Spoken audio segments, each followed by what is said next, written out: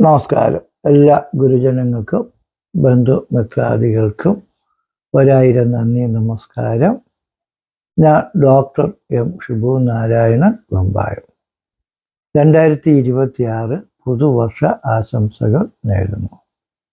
മിഥുനം രാശിക്കൂറുകാർക്ക് മകയിരത്തിൻ്റെ അവസാനത്തെ 30 നാഴിക, തിരുവാതിര, പുണരത്തിൻ്റെ 3/4 ഭാഗം വരെ ചേരുന്നതാണ് മിഥുനക്കൂറ്.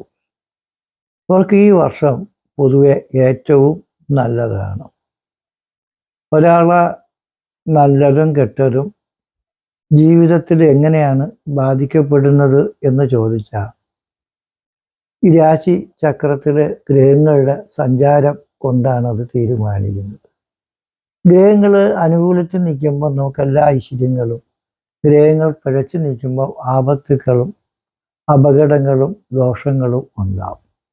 അപ്പം മിഥുനക്കൂറുകാർക്ക് ഈ വർഷം 2026 6 മാസം വരെ വേഴഗ്രഹം 1-ലും അത് കഴിഞ്ഞാൽ 2-ലുമാണ്. അപ്പോൾ വേഴം 1-ലും 2-ലും ഒക്കെ സഞ്ചരിക്കുന്ന സമയം ഒരു വ്യക്തി ജീവിതത്തിൻ്റെ സുവർണകാലമാണ്. കാരണം 1 സഞ്ചരിക്കുമ്പോൾ ചിരഞ്ജീവനം ജീവ ഇതി എന്നാണ്, ചിരകാലം ജീവിച്ചിരിക്കുമെന്നാണ്. എന്ന് വെച്ചാൽ എന്തുദ്ദേശിക്കുന്നത്, നമുക്ക് മരിച്ചു എന്ന് തോന്നുന്ന രോഗങ്ങളെ കൊണ്ട് വിഷമതകൾ അനുഭവിക്കുന്ന ആൾക്കാർക്ക് ആരോഗ്യവും ആയുസ്സും ഒക്കെ കിട്ടും. കാരണം ഗുരു ശുക്രൈ കേന്ദ്രകൈ വാ സുഖിതാഹ തത്ര ആതുരോ വാച്യ എന്നാണ്. എത്ര രോഗിയായിട്ട് മരിക്കാൻ കിടക്കുന്ന ഒരാളിൻ്റെ പ്രശ്നമാണ് നമ്മൾ നോക്കിയാൽ അയാൾക്ക് സുഖിയായിട്ട് ഭവിക്കാനുള്ള യോഗം ഉണ്ടെന്നാണ്. സുഖിക്കുന്നത് എങ്ങനെയുള്ള ആൾക്കാരാണ്?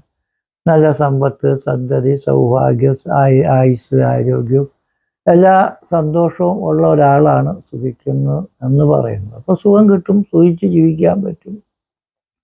1 നിൽക്കുമ്പോൾ സുഖസ്ഥിതി ചെയ്യാം, മനസ്സിനും ശരീരത്തിനും സുഖം ചെയ്യാം, എല്ലാ കാര്യങ്ങൾക്കും ചെയ്യും, പോണ കാര്യങ്ങളൊക്കെ ചെയ്യും. പക്ഷെ പോകാനുള്ള മനസ്സ്, താല്പര്യം നമുക്ക് തോന്നണം. അങ്ങനെ പോകുന്ന കാര്യങ്ങൾ ഒരു പോകാതെ നമുക്കൊരു കാര്യവും നടക്കും. ജോലിക്ക് പോകാതെ ശമ്പളം കിട്ടൂല. ഒരു ഇൻ്റർവ്യൂവിനാ ടെസ്റ്റിനെ പോകാതെ ജോലി കിട്ടൂല. അപ്പോൾ പോകുന്ന കാര്യങ്ങളെല്ലാം നമുക്ക് വിജയിക്കാനും നേട്ടം കൈവരിക്കാനും പറ്റും. അങ്ങനെ സുഖസ്ഥിതി കിട്ടും, ജയം കിട്ടും, ആരോഗ്യ അർത്ഥസമ്പത്ത്, രോഗപീഠകളൊക്കെ മാറി നല്ല ആരോഗ്യം കിട്ടും, അർത്ഥസമ്പത്ത്, സാമ്പത്തിക നേട്ടം, സാമ്പത്തിക പുരോഗതിയൊക്കെ കിട്ടും. ചെറിയ വരുമാനമുള്ളവർക്കും അവർക്ക് നല്ല പ്രോഫിറ്റും നല്ല മെച്ചമായ നേട്ടങ്ങളും നല്ല ബിസിനസ്സുകളും സാലറിയൊക്കെ കിട്ടും. കീർത്തി എന്ന് വെച്ചാൽ നമ്മളെ അപമാനപ്പെടുത്തിക്കൊണ്ടിരുന്ന ആൾക്കാരും നമുക്ക് എതിരെ പ്രവർത്തിച്ചവരുമൊക്കെ നമ്മൾ നല്ലതാണെന്ന് അവർക്ക് തോന്നി നമ്മളെ സ്നേഹിക്കാനും പുകഴ്ത്താനും മനസ്സ് കാണിക്കും. വിശേഷലബ്ധി എന്ന് വെച്ചാൽ കാശ് കൊണ്ടും സ്വാധീനം കൊണ്ടും നേടാൻ ഒരിക്കലും പറ്റാത്തതും ദൈവികം കൊണ്ടും ഭാഗ്യം കൊണ്ടും വന്നു ചേരുന്ന വീട്, വസ്തു, കെട്ടിടം, വാഹനം, വിവാഹം, സമ്പത്ത്, സന്തതി, സൗഭാഗ്യം, കലാരംഗങ്ങളിലും രാഷ്ട്രീയ രംഗങ്ങളിലും ബിസിനസ് രംഗങ്ങളിലും എല്ലാ രംഗങ്ങളിലും ഉന്നതമായ വിജയം, ജോലി, അധികാരമൊക്കെ കിട്ടി അവർ ഏത് മേഖലയിൽ പ്രവർത്തിക്കുന്ന വ്യക്തികളായിരുന്നാലും അവർക്കതിലെല്ലാം ശോഭനമായ വിജയങ്ങളും നേട്ടങ്ങളും ലാഭങ്ങളും ഐശ്വര്യങ്ങളും അഭിവൃദ്ധികളും കിട്ടും. അപ്പോൾ ഈ ജോലി വേണ്ട, ഇത് കളഞ്ഞിട്ട് വേറൊരു ജോലിക്ക് പോണത് തെറ്റുണ്ടാന്ന് ചോദിച്ചാൽ ഇല്ല. നമുക്കുള്ള പ്രവൃത്തിയിലും നേട്ടം കിട്ടുന്നു, ഉള്ള സ്ഥലത്തും നേട്ടം കിട്ടുന്നു. ഒരു രാജ്യം വിട്ട് പോയാൽ മാത്രമേ എനിക്ക് രക്ഷപ്പെടാൻ പറ്റൂ എന്ന് വിചാരിക്കേണ്ട. ഇവിടെ ഏത് രാജ്യത്തിരുന്നാലും ഏത് പ്രവൃത്തിക്ക് പോയാലും സഹായങ്ങളും നേട്ടങ്ങളും അഭിവൃദ്ധികളും കിട്ടും. പിന്നെ വിദേശത്തൊക്കെ പഠിക്കാൻ പോകുന്നവർക്ക്, ജോലിക്ക് പോകുന്നവർക്കും കൂടെ ജോലിയും പൈസയൊക്കെ കിട്ടാനുള്ള സാധ്യതകളുണ്ട്. അവിടുത്തെ സർക്കാരിൻ്റെ തീരുമാനമനുസരിച്ചുള്ള മാറ്റങ്ങളൊക്കെ കൊണ്ട് ചിലപ്പോൾ നമുക്ക് ഗുണം കിട്ടണില്ലെങ്കിലും നമുക്ക് വേണ്ട കാര്യങ്ങൾ നേടാൻ ആഗ്രഹിക്കുന്ന കാര്യത്തിന് വേണ്ട തരത്തിൽ പരിശ്രമിച്ച സർക്കാരിൻ്റെ ഭാഗത്തു നിന്നും നമുക്ക് അനുകൂലമായ വിജയ നേട്ടങ്ങളൊക്കെ ഉണ്ടാവും. അത് കഴിയുമ്പോൾ 2-ലേക്ക് വേഴം വരും. 2-ലേക്ക് വേഴം വരുന്ന സമയം നമുക്ക് നല്ല നല്ല വിദ്യയും കുടുംബവും ധനവും കിട്ടുമെന്നാണ്. അപ്പോൾ പഠിക്കാനും പഠിപ്പിക്കാനും ഒക്കെ പോണവർക്കും വിദ്യ കൊണ്ടും പ്രവർത്തനങ്ങളെ കൊണ്ടും വിദ്യാലയങ്ങൾ നടത്തുന്നവർക്കും എല്ലാ ഐശ്വര്യങ്ങളും വിദ്യ അഭിവൃദ്ധികളൊക്കെ ഉണ്ടാകും. വിദ്യ കുടുംബം എന്ന് വെച്ചാൽ അച്ഛൻ, അമ്മ, ഭാര്യ, ഭർത്താവ്, മക്കൾ, മരുമക്കൾ, ചെറുമക്കൾ എല്ലാം ചേർന്നാലാണ് കുടുംബം എന്ന് പറയുന്ന ഒരു അഭിവൃദ്ധി ഉണ്ടാവുന്നത്. അപ്പോൾ അച്ഛനും അമ്മയും ഭാര്യയും ഭർത്താവും മക്കളും ഒക്കെ പല രാജ്യത്ത് താമസിക്കുന്നവർക്കും ഒന്നിച്ച് സ്നേഹിച്ച് ജീവിക്കാനുള്ള യോഗമുണ്ട്. ഭാര്യ വേണ്ട, ഭർത്താവ് വേണ്ട, ബന്ധം വേണ്ട, മക്കൾ വേണ്ട എന്നൊക്കെ വിചാരിച്ചവർക്ക് അവർ പ്രതീക്ഷിക്കാതെ തന്നെ വിവാഹം, ഭാര്യാലാഭം, ഭർത്തൃ സന്താന ഐശ്വര്യം ഇതൊക്കെ കിട്ടുന്ന സമയവും ഒരു കുടുംബം ഇല്ലാത്തവർക്കും എല്ലാ കുടുംബ ബന്ധങ്ങളും സ്നേഹിച്ച് ജീവിക്കാനുള്ള യോഗമൊക്കെ ഉള്ള സമയം. ധനമെന്ന് പറയുമ്പോൾ നമുക്ക് ഏത് പ്രവൃത്തി ചെയ്യുന്നവർക്കും അവരുടേതായ കഴിവുകൾ കൊണ്ട് അവരുടെ ചെറിയ പ്രയത്നം കൊണ്ട് വലിയ നേട്ടങ്ങളും ലാഭങ്ങളും പുരോഗതികളും അഭിവൃദ്ധികളും കിട്ടുന്ന സമയം. അത് നമ്മളെ പ്രവൃത്തി കൊണ്ട് മാത്രമല്ല, സർക്കാർ, കോടതി, അധികാരികളിൽ നിന്നും വിദ്യാഭ്യാസ സ്ഥാപനങ്ങളിൽ നിന്നും അതേപോലെ ബാങ്കിൽ നിന്നും ഒക്കെ നമുക്ക് പൈസയൊക്കെ കിട്ടാൻ സാധ്യതയുള്ള സമയമാണ്. കാരണം ഒരു ലോണിന് പോയാൽ പോലും ചില സമയങ്ങളിൽ നമുക്ക് ലോണ് അനുവദിച്ച് കിട്ടാതെ വിഷമിക്കുന്നവരുണ്ട്.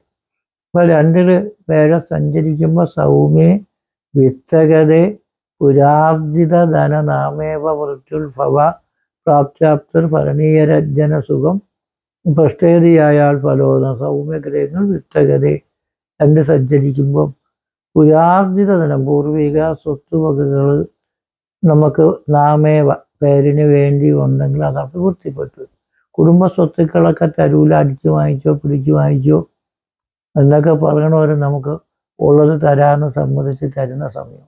ഉള്ളത് മതിയെന്നും പറഞ്ഞുകൊണ്ട് സ്നേഹമായിട്ട് ഇനി വാങ്ങിച്ചോളാം. കാരണം നമുക്ക് അർഹതപ്പെട്ടത് നമുക്ക് തരണത് നമ്മൾ വാങ്ങിക്കണം. അതിൽ കൂടുതൽ വേണം, കുറച്ച് വേണമെന്നും പറഞ്ഞുകൊണ്ട് അടിയും കേസും വഴക്കിനും പോയി ഇല്ലാത്ത കിട്ടാൻ സാധ്യത ഉള്ളതും കൂടെ കിട്ടാതാക്കുന്ന പരിപാടി ചില ആൾക്കാർക്ക് ഉണ്ട്. അതുകൊണ്ട് ഉള്ളത് മതി. പൂർവിക സ്വത്തുവകകളൊക്കെ നാമമായിട്ടുള്ളത് അഭിവൃദ്ധിപ്പെട്ടു വരും. നമുക്കും നമ്മുടെ അധ്വാനം കൊണ്ടുണ്ടാക്കിയ പൈസ കൊണ്ട് വീട്, ഫ്ലാറ്റ്, വില്ല, വസ്തുക്കൾ ഇതൊക്കെ വാങ്ങിക്കാനും യോഗമുണ്ട്.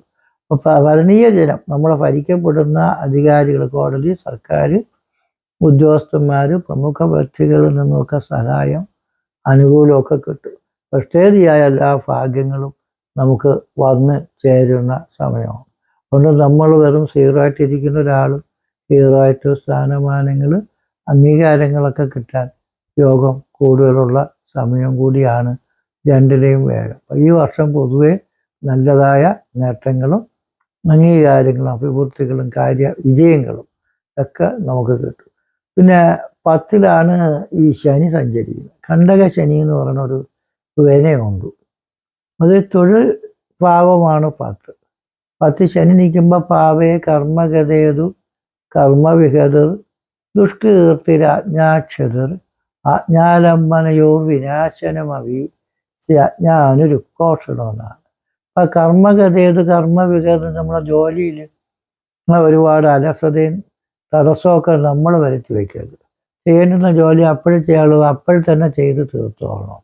അപ്പോൾ നമുക്ക് പ്രയാസമല്ല. എല്ലാ ജോലിയും നാളെ ചെയ്യാം, പിന്നെ ചെയ്യാം, അതിപ്പോൾ പറ്റൂല എന്ന് പറഞ്ഞ് നിങ്ങൾ തടസ്സപ്പെടുത്തിയ ഒരു ഉദ്യോഗസ്ഥനാണെങ്കിലും ജോലിയിൽ അനാസ്ഥ കാണിച്ചെന്നും കൊണ്ട് നമുക്ക് വിരോധികൾ വരും. അപ്പം നല്ല പ്രൊമോഷനും കാര്യങ്ങളൊക്കെ കിട്ടേണ്ടുന്ന ഒരാളാണെങ്കിൽ ജോലിയിൽ വേണ്ട കാര്യം ചെയ്തില്ലെന്ന് ആരെങ്കിലും പരാതിപ്പെട്ടാൽ നിങ്ങൾക്ക് അതൊരു ബുദ്ധിമുട്ട് വരും.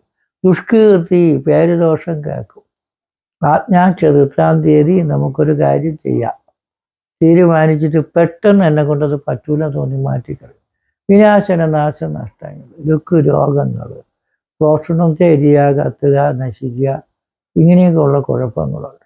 നിങ്ങൾക്ക് സമ്പത്തും കുടുംബത്തിനും ധനത്തിനും ആരോഗ്യത്തിനൊക്കെ അഭിവൃദ്ധിയുള്ള സമയമാണെന്ന് വേദമാറ്റം കൊണ്ടുണ്ടെങ്കിലും ശനി 10 നിന്ന രോഗവും ദുഃഖവും തടസ്സവും അപകടവും ഒക്കെ ഉള്ളതാണ്. അപ്പം നിങ്ങൾക്ക് നല്ലത് കിട്ടും കെട്ടത് കിട്ടുമെന്ന് വെച്ചാൽ നല്ല ഫലം കിട്ടേണ്ടുന്ന സാഹചര്യം സാമ്പത്തികമായിട്ടും കുടുംബപരമായിട്ടും ഒക്കെ മെച്ചം കിട്ടുന്ന സമയമാണെങ്കിലും ഈ കുരുക്ക് നമുക്കുള്ള വിവരം നമ്മൾ അറിഞ്ഞിരിക്കണം.